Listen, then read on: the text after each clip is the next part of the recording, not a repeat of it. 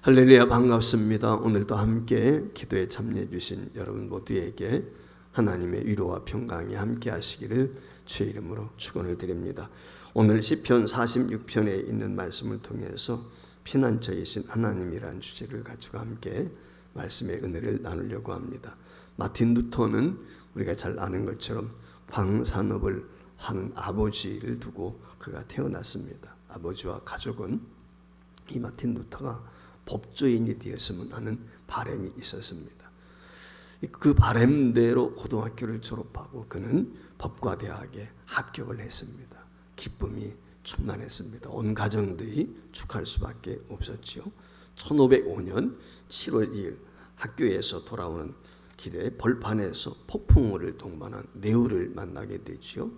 함께 가던 친구가 앞에서 번개를 맞아 그 자리에서 죽습니다. 그 순간 겁에 질린 이 루터가 엎드려서 하나님 앞에 부르짖습니다. 성 안나여, 나를 살려주세요. 그러면 제가 수도사가 되어서 평생 하나님만 섬기겠습니다. 그런 결단과 헌신을 그 자리에서 하게 되지요. 이 살아난 루터가 수도사가 된다는 소식을 아버지가 듣고 분노하게 됩니다. 가족들은 내가 수도원에 들어가게 되면 집에 돌아오지는 못할 것이다. 너와의 인연은 이것으로 끝이다 라고 선을 합니다. 그러나 루터는 저녁을 먹고 마지막 인사를 나누고 집을 떠나게 됩니다. 결국 이 루터가 가족과 이별하는 것은 물론이거니와 그동안 친하게 지냈던 친구들 그리고 세상과의 관계를 청산하고 어거스틴 수도원에 들어가게 됐죠.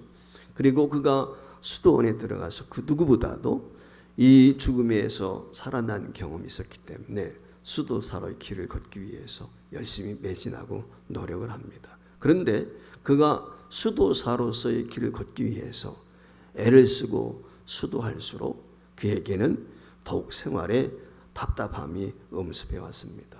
후에 루터가 그런 이야기를 합니다. 엄격하고 순수한 이 수도사 생활로 천국을 간다면 그것은 나였을 것이다. 그만큼 자기가 순수성을 가지고 수도사의 길을 걷기 위해서 부단히 돌을 닦고 노력을 했다는 것이죠. 그러면서 그가 하는 말이 만약 내가 이런 생활을 계속했다면 철회나 기도나 독서와 다른 일과로 나 자신을 죽음의 길로 몰아넣었을 것이다 라고 그의 과거의 삶을 해고했습니다.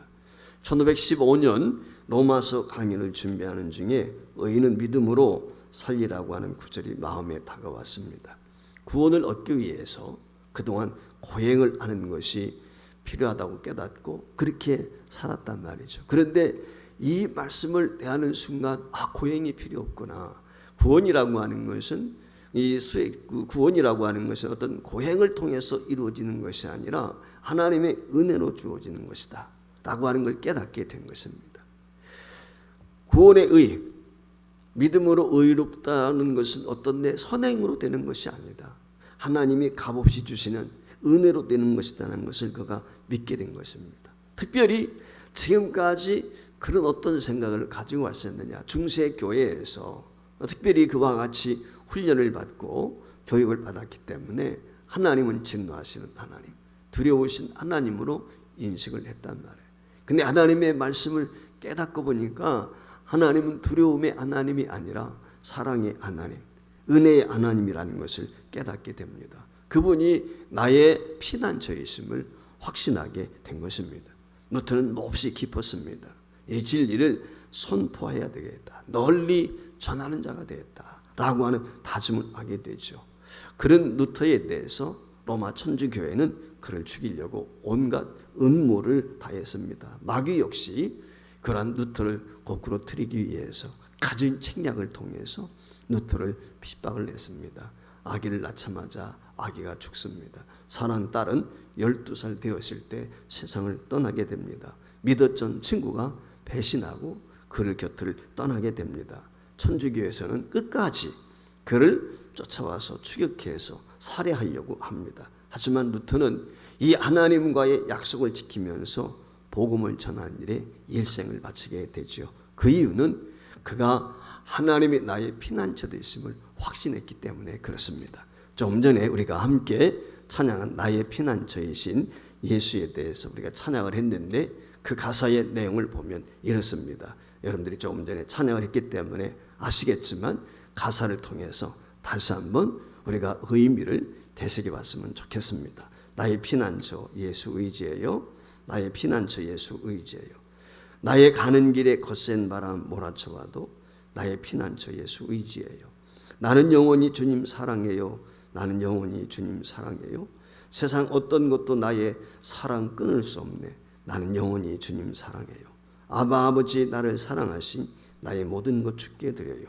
아바 아버지 내가 여기 있으니 주님 영광 위하여 써주세요. 할렐루야. 오늘 이 찬양이 저와 여러분의 진실된 고백이 됐으면 좋겠습니다. 시편 46편은 어려운 상황에서 이 하나님의 피난처로 묘사하면서 하나님께 대한 믿음을 고백하고 있는 시입니다. 찬양시지요. 고라 자수는 환난과 전쟁을 그치게 하시는 이 하나님의 역사를 직접 체험했습니다. 경험에서 나온 노래예요. 이게 그냥 지은 것이 아니고 실제적인 역사적인 사건, 그것을 체험한 것을 통해서 하나님이 정말 우리의 피난처가 되시는구나 라고 하는 것을 찬양하고 백성들에게 하나님을 피난처로 삼을 것을 촉구하는 그런 내용의 시를 기록하게 된 것입니다. 동시에 마지막 날에 베풀어질 하나님의 보호와 승리를 노래함으로써 환난 가운데 있는 성도들에게 용기와 희망을 갖도록 하는 시가 바로 시편 46편이다 라고 하는 것입니다. 자, 오늘 여기 46편 가운데서 가장 중요한 단어는 바로 피난처라고 하는 것입니다. 이 원어로 마세라고 하는 것인데 이 말의 의미는 뭐냐면 바람과 같은 위험을 피할 수 있는 장소. 거센 바람이 일지 않습니까? 풍랑이 일 때 그것을 피할 수 있는 장소, 그게 피난처란 말이죠.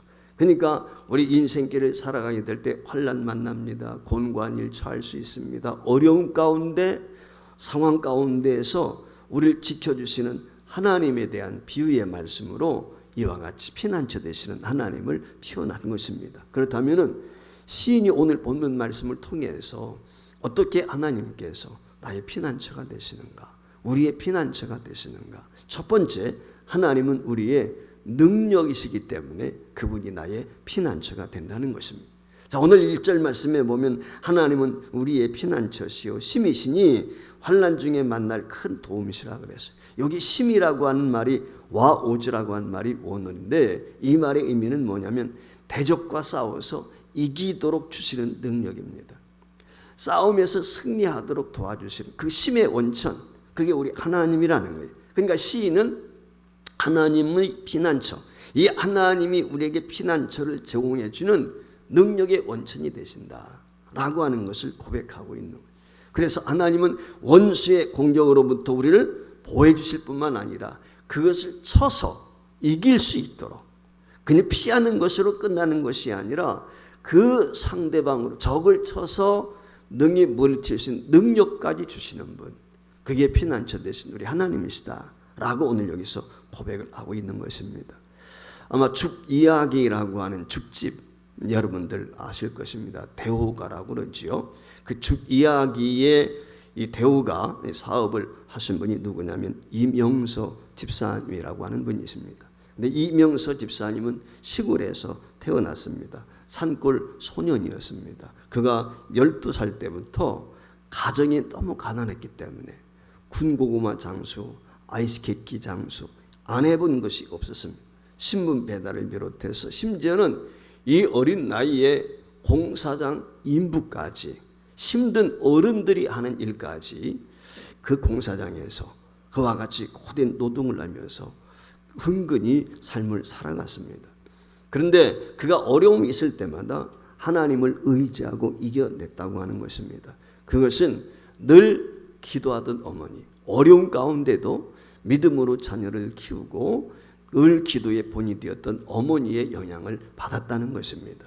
그 이명서 집사님의 이야기 가운데 그런 이야기가 있습니다. 하루는 밥상 앞에 어릴 때 앉아서 같이 식사를 하게 되는데 어머님께서 이 아들에게 이렇게 이야기합니다. 아들아, 이 젓가락을 세워봐라 그랬어요.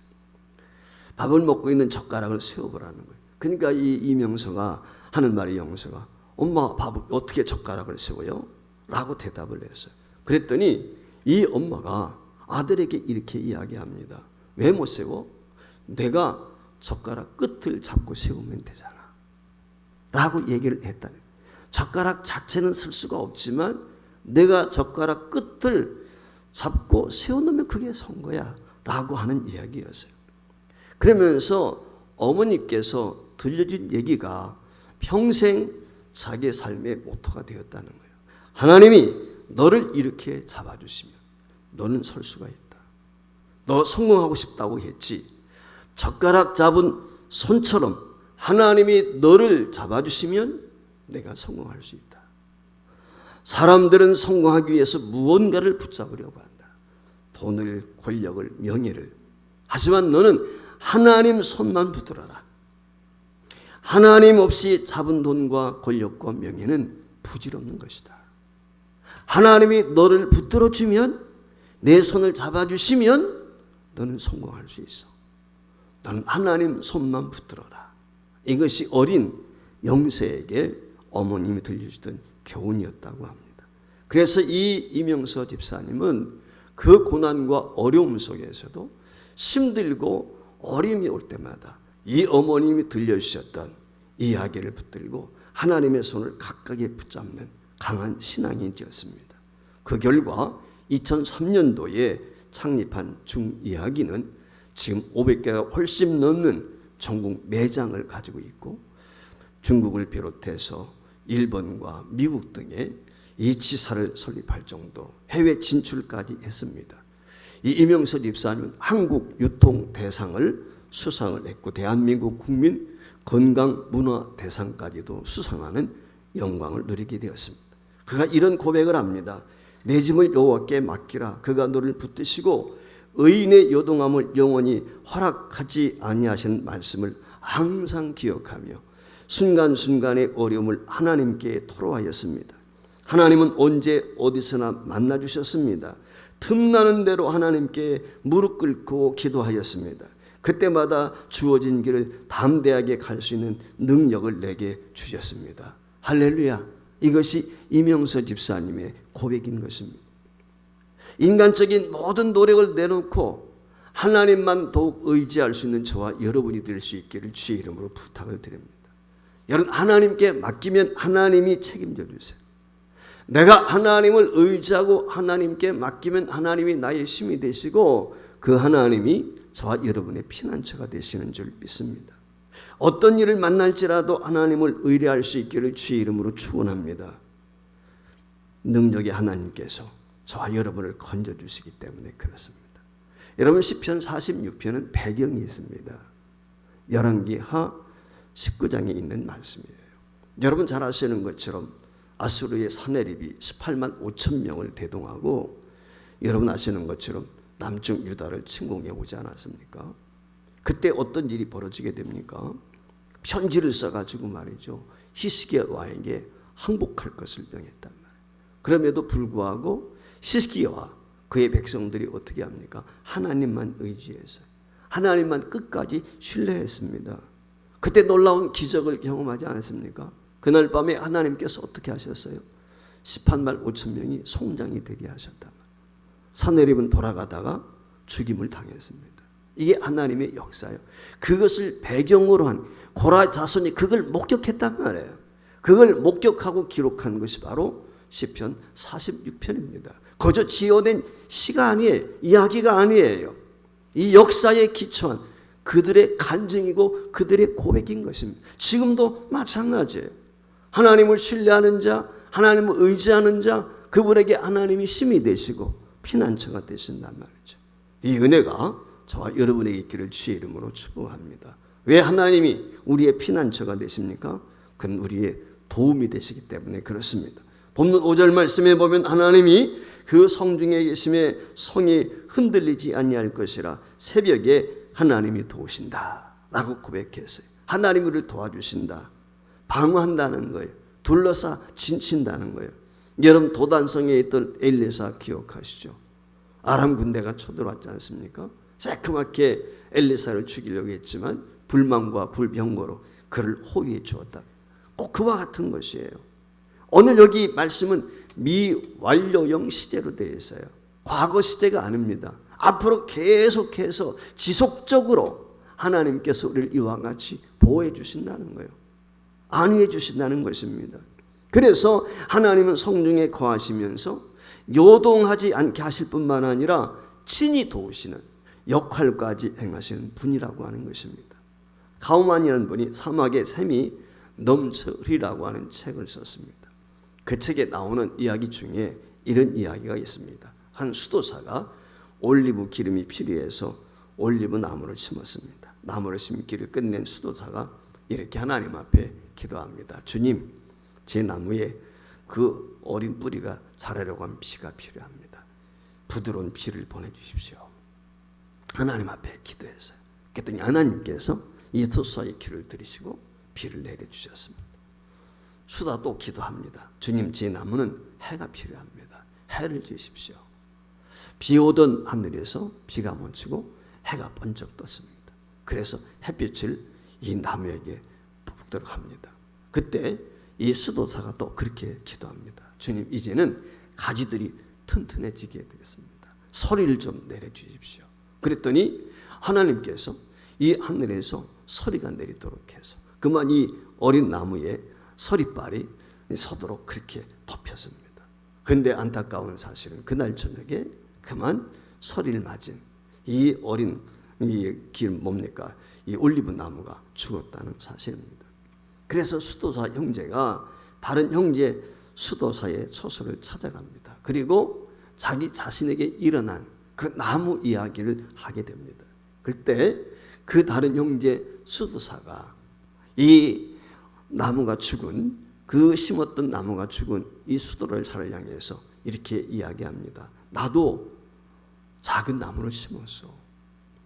그런데 보다시피 지금 얼마나 잘 자랍니까? 나는 나무를 그 주인이신 하나님께 맡겼어. 나무에게 무엇이 필요한지 그 나무를 만드신 하나님이 더 잘 아신다 라고 하는 생각 때문에 나는 하나님 앞에 무엇을 달라고 강요하거나 조건을 달지 않고 그저 기도만 했다오. 주님, 폭풍이나 햇빛, 바람이나 비나 소리를 상관치 마시고 무엇이든지 남에게 필요한 것을 보내주십시오. 당신께서 그 나무를 만드셨으니 그 나무에 필요한 것을 당신께서 가장 잘 하십니다 라고 저는 기도를 했어 라고 하는 이야기였습니다. 그렇습니다. 오늘 나의 기도와 이 두 번째 수도사의 기도를 한번 생각해 보세요. 모든 것을 하나님께 맡기고 구할 때, 전적으로 그에게 신뢰하고 위탁하게 될 때 하나님이 그때 우리의 도움이 되시고 진정한 피난처가 되시는 것입니다. 무엇을 피난처로 내가 삼고 있는가? 내가 누구를 피난처로 삼고 있는가? 우리 자신을 바라보게 되면 낙심할 때가 많습니다. 무능한 저 자신을 돌아볼 때가 있단 말이에요. 야, 내 힘으로 안 되는구나. 절망할 때가 있단 말이에요. 사람 바라본다고, 물질 바라본다고, 권력, 명예 다 헛것이죠. 저와 여러분이 정말 알아봐야 될 것이 있다면 무엇입니까? 그것은 전능하신 하나님, 못할 것이 없으신 하나님 바라보는 거예요. 하나님의 도움을 바라보는 거예요. 평안함과 기적이 그와 같은 자들에게 주어지는 것입니다. 결코 저와 여러분이 두려움의 종이 될 수는 없습니다. 코로나 상황이 위중하지만 이것 때문에 염려하며 걱정하며 두려워 떨 수는 없습니다. 어찌할 수 없는 상황이 우리에게 닥친다 할지라도 하나님의 도우심을 믿고 그분을 전적 신뢰하고 의지하는 믿음의 사람이 되어야 됩니다. 하나님이 우리의 피난처가 되신다. 이 확신을 의심하지 않기를 주의 이름으로 부탁합니다. 마지막 세 번째, 하나님은 우리와 함께 하시기 때문에 우리의 피난처가 됩니다. 초대교회 교부 가운데 크리스 소톰이 있습니다. 순교자지요. 이분이 교부가 되었을 때 모함을 받고 유배를 가게 되었습니다. 그때 유배지로 떠나면서 그가 남긴 유명한 말씀이 있습니다. 여러분, 나는 예수의 이름으로 고난을 길을 떠나게 되었습니다. 주님과 함께 가는 길인데 무엇이 두렵겠습니까? 죽음입니까? 아닙니다. 그리스도가 내 생명인 거요. 이 땅 어디에서 쫓겨나는 게 두렵겠습니까? 아닙니다. 땅과 그 가운데 모든 것이 하나님의 것이요. 이 땅에서 쫓겨나면 하늘의 초소가 나를 기다리십니다. 나의 소유를 빼앗는 게 두렵겠습니까?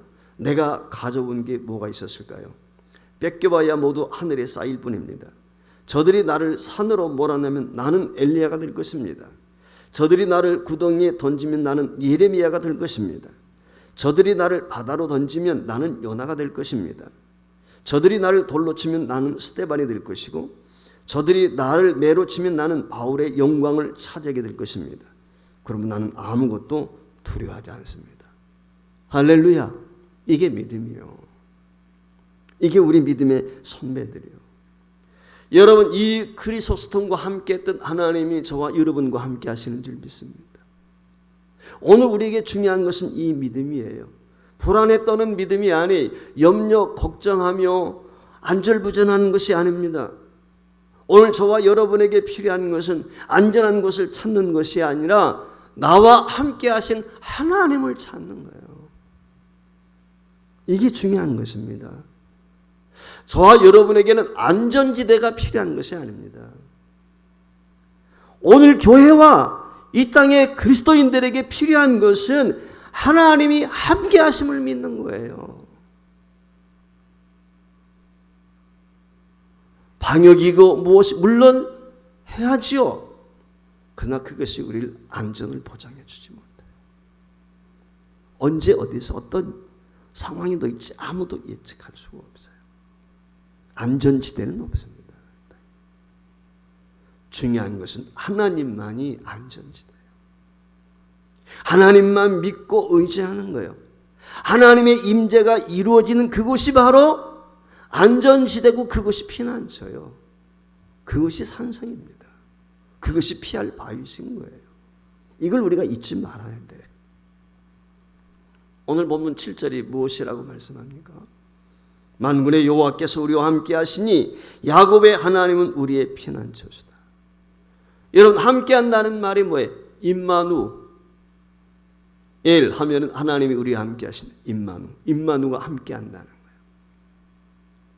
하나님은 늘 우리와 함께 하시는 분이에요. 하나님이 우리와 함께 한다는 이 말의 의미는 무엇입니까? 하나님의 임재를 말씀하는 거죠. 구약시대에 하나님의 임재의 장소는 어디였습니까? 성전이었습니다. 성전이 하나님의 임재가 임하는 곳, 하나님이 함께하는 곳이었어요. 자, 그렇다면은 이스라엘 백성들의 임마누엘, 하나님의 성전에 계셨단 말이죠. 이것이 그들의 신앙 고백이요. 성전에 계신 주여. 시편 기자에 보면 그렇지 않습니까? 성전에 계신 하나님. 자, 성전에 계신 하나님, 지금 어디에 계십니까? 전쟁을 주관하시는 하나님, 그 만군의 하나님께서 지금 어디에 계십니까? 바로 오늘 우리 안에 있죠. 우리가 성전이에요. 하나님이 저와 여러분을 성전 삼으셨어요. 주의 영이 함께하는 것, 주의 영이 임하는 것, 그게 성전이란 말이죠. 저와 여러분이 성전이에요. 이 의식이 있어요. 내가 오늘 성전답게 살고 있는가? 성전은 바로 하나님이 함께 하시는 거예요. 하나님이 영이 나와 함께 하신단 말이에요. 여기엔 두려움이 없어요. 담대합니다. 구약시대의 성전이 하나님의 임재의 자리였다면 이 시대 성도 자신이 바로 하나님의 성전, 하나님이 임하는 자리인 것입니다. 성령이 임재하시는 전. 그렇기 때문에 하나님이 함께 하시는 확신이 우리에게 있다면 어떤 상황, 어떤 형편, 어떤 처지에서도 평안함을 누릴 수가 있죠. 평안을 누리지 못한다면 하나님이 함께 하심을 믿지 않는다는 표시일 수밖에 없습니다. 여러분, 하나님이 함께 하심을 믿습니까? 함께 하심을 믿는 자에게는 평안함이 있어요. 엄마가 아기를 낳아가지고 정서적으로나 그 아이에게 좋은 마음을 갖도록 케어하는 방법 중에 하나가 캥거루 케어라는 것입니다. 여러분 아시는 것처럼 캥거루가 뭡니까? 캥거루는 아기 주머니가 있다. 그래서 새끼를 낳으면 그 앞에 있는 주머니에다가 새끼를 집어넣어가지고 초원을 돌아다니지 않습니까? 이게 뭐냐면은 정서적으로 굉장히 안정이 된다는 거예요. 그래서 아이가 연약하다든지 할 때 이 엄마의 스킨십, 이 스킨십이 아이로 하여금 안정감을 갖게 해서 연약하게 태어난 아이라든지 혹은 병이 든 아이랄지라도 치료 효과가 급속히 나타나는 기적이 일어난다는 거예요. 그래서 그 아기의 배꼽부터 가슴까지 맨살로 엄마가 가슴에 밀착을 시키는 것입니다.